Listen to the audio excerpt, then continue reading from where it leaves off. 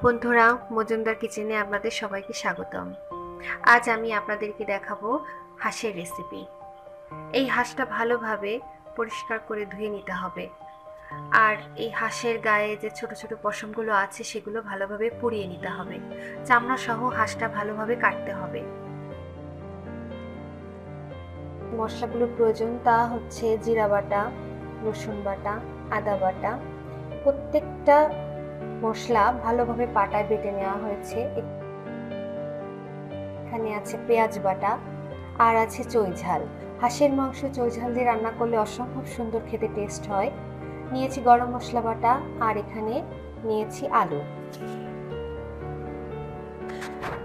মাংসটা জল ঝরানোর পর এখন প্রত্যেকটা মশলা দিয়ে ভালোভাবে মেখে নিতে হবে।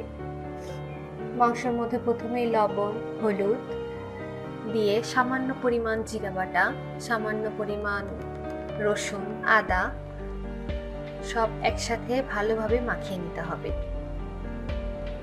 যে মশলাগুলো আমি বেটে রেখেছিলাম সেই মশলা থেকে কিছু কিছু মশলা নিয়ে মাংসটা ভালোভাবে মাখিয়ে রেখে দিতে হবে। এখন দিয়ে দিচ্ছি ঝালের গুঁড়ো। ঝালের গুঁড়ো দিয়ে ভালোভাবে আরেকটু মাখিয়ে নিয়ে মশলাটা প্রায় আধা ঘন্টার মতো রেস্টে রাখতে হবে। দেখুন মাখানো হয়ে গেছে। এখন এটা ঢেকে দিয়ে আধা ঘন্টা রেখে দেব। আজ রান্নাটা আমি করব না, আজ রান্নাটা আমার শাশুড়ি মা করছেন। মাটির চুলোতে রান্না করছেন, আপনারা দেখতেই পাচ্ছেন। কড়াইতে গরম তেল দিয়ে আলুটা ভেজে নিচ্ছে। আলুটা ভাজা হয়ে গেছে।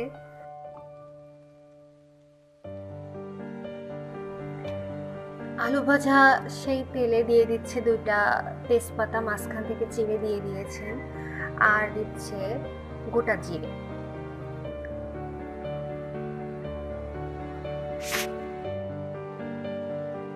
জিরাটা ফুটে উঠলে রসুন আর পেঁয়াজটা আগে দিয়ে ভালোভাবে ভেজে নিতে হবে, যাতে রসুন আর পেঁয়াজের কাঁচা গন্ধটা না থাকে।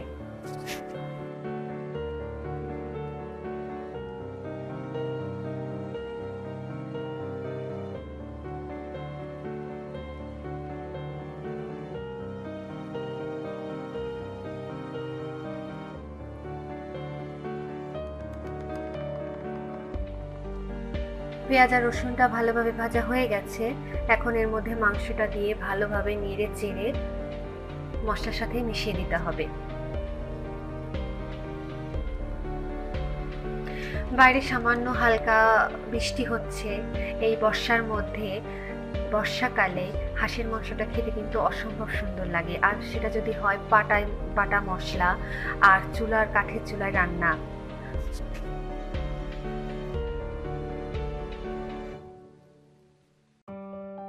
ঢাকনাটা খুলে ভালোভাবে নেড়ে চেড়ে দিয়ে এখন এর মধ্যে দিয়ে দেওয়া হচ্ছে চই ঝাল।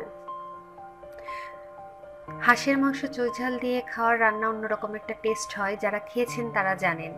আবার ঢাকনাটা দিয়ে ভালোভাবে এভাবে নেড়ে চেড়ে রান্না করতে হবে।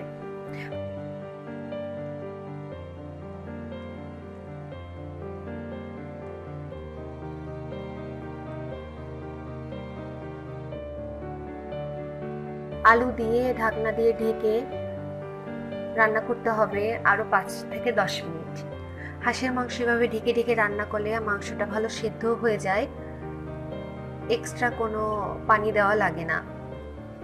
দেখুন মাংসটা সুন্দর কষানো হয়ে গেছে, মাংস থেকে তেলও বের হয়ে গেছে।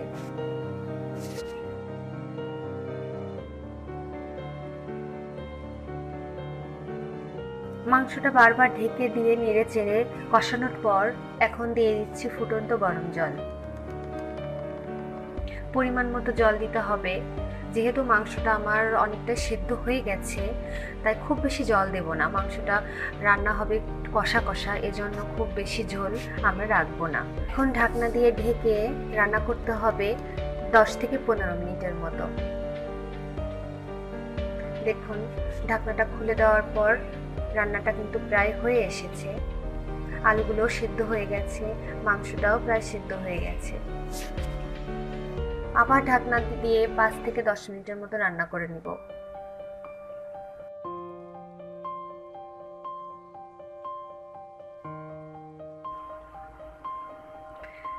মাংসটা নামিয়ে নিয়ে কড়াইতে সামান্য তেল দিয়ে, তেলটা গরম হয়ে গেলে 4টা তেজপাতা দিয়ে দিতে হবে।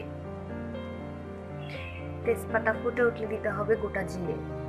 জিরেটাও ফুটে উঠেছে, এখন দিয়ে দিচ্ছি সামান্য পরিমাণ কাঁচা জিরে। কাঁচা জিরেটা তেলের পরে দিয়েই মাংসটা তেলের উপর ঢেলে দিতে হবে। রান্নার শেষে যদি আপনারা এই কাঁচা জিরের বাটাটা দিয়ে দেন, তাহলে হাঁসের মাংসের যে একটা গন্ধ আসে, সেই গন্ধটা আসবে না। এভাবে আপনারা বাড়িতে রান্না করে দেখবেন, হাঁসের মাংসতে কোনো প্রকার গন্ধ আসবে না। আর অবশ্যই চেষ্টা করবেন চই ঝাল দিয়ে রান্না করার, তাহলে রান্নাটা খেতে আরো বেশি সুস্বাদু হবে। হাঁসের মাংস রান্নাটা কিন্তু প্রায় হয়েই গেছে। শেষ পর্যায়ে দিয়ে দিতে হবে বাটা গরম মশলা। আগেই বলেছিলাম প্রত্যেকটা মশলা আপনারা পাটায় বেটে রান্না করার চেষ্টা করবেন। হাঁসের মাংস যদি পাটায় বেটে রান্না করার চেষ্টা করা হয়, তাহলে খেতে অসম্ভব সুন্দর লাগে। হাঁসের মাংস রান্নাটা একেবারেই কমপ্লিট, এখন এটা নামিয়ে নিতে হবে।